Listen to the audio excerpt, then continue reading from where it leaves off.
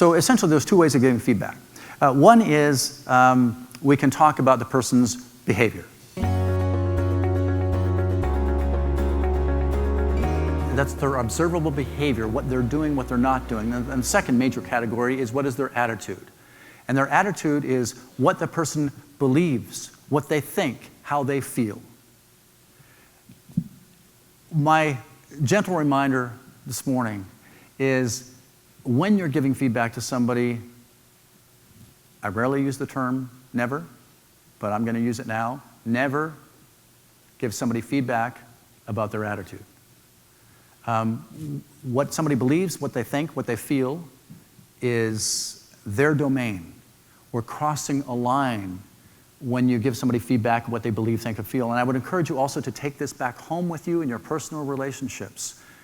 We can have a lot of strife with family members and with friends. We go, how can you think that way? We get people who are politically at different ends of the political extreme, and we have people, families who are breaking up because how can this person think this way?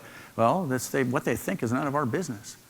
What they say and how they behave is something different. So take that to home. An example, for example, is at home if you've got a child who's not making their bed.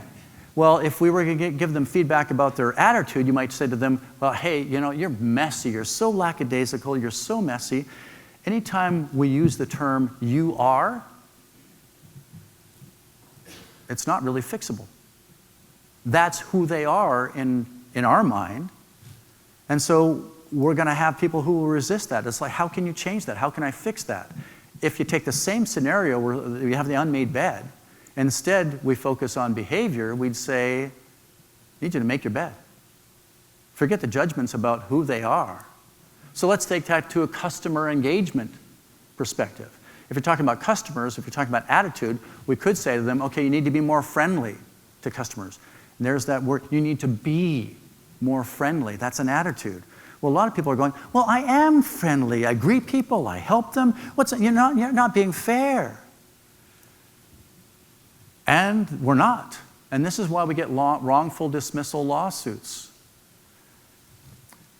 When we talk about instead about behavior, we might say we expect, when we're doing autoplan or whatever it is, somebody's coming in and we got a busy time during lunchtime. They're coming in, maybe you've got a front counter scenario. I don't know what it's like in each of your branches. Somebody's coming in, even if you're busy on the phone with somebody else, we're expected to smile, say hello, and greet them.